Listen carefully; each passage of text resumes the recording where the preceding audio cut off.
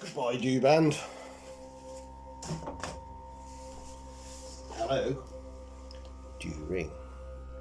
Not only are we going to fit the dew ring, but we're going to clean the corrector plate because that's quite dirty. And while we were at Kelling, the lens assembly came loose, started to move. It's not a great design by Celestron. I don't know why they do it like this, but it's a common thing. I was only unscrewing it to take the camera off, and the whole thing started to move. So, oh no, that's what the scope was like when I got it, and I had to sort it out. But optically, it's all fine, which is good. So anyway, I'll be cleaning it with good old Bada optical wonder fluid. So I shall return. I've removed the screws. I shall remove the ring now, the original one. Some of you may notice, because in the instructions the scope's supposed to be vertical, but the mount's to the left and not in the observatory, and when I want to do it in here, I'm sure it'll be fine. Yeah, I shall carry on.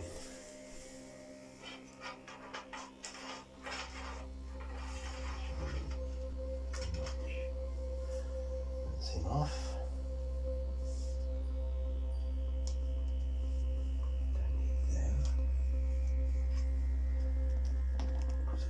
Goes on without.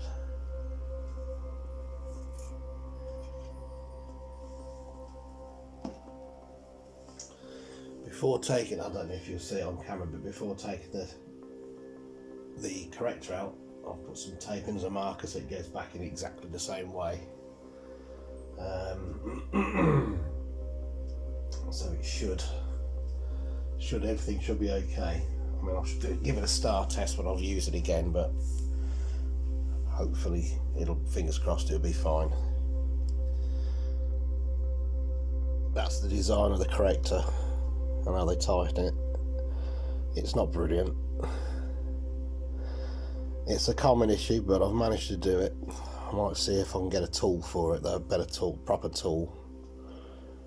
But we're all good. So now to clean the corrector and reassemble with the dew ring.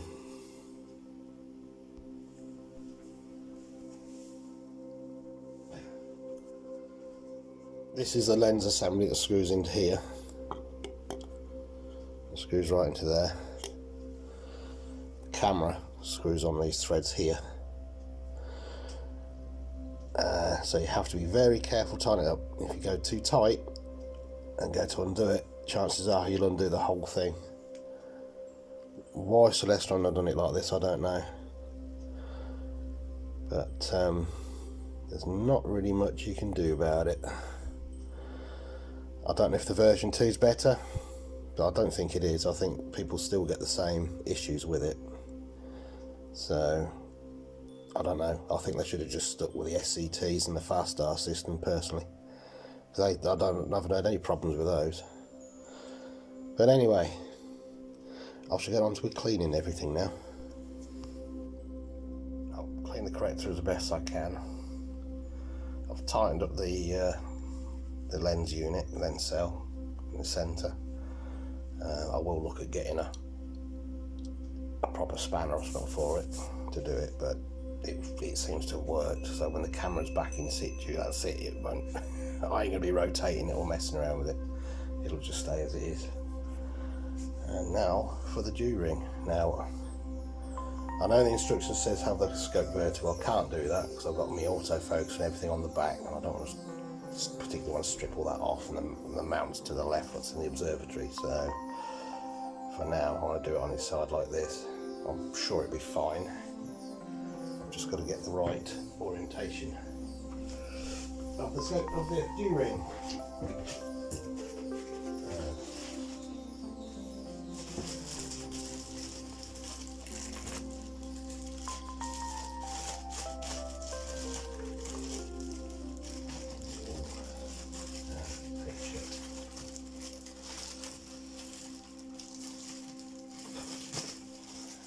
Had some tape shut, the tape, bit of sellotape, I was struggling with it.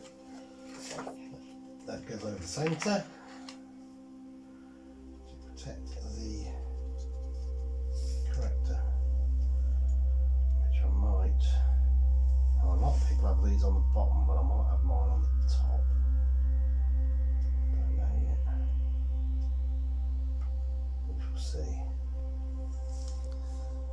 There's the screws in. I've only put them in loose so they all line up. I'm just going to nip them up. Don't need to go too tight, just nip them up nicely.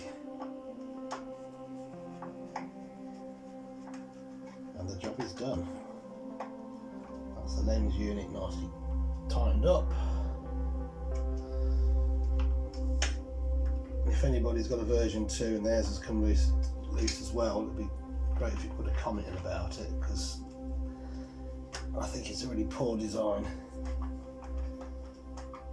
And I don't go, you know, ham-fisty with it and go really tight when I put the camera in.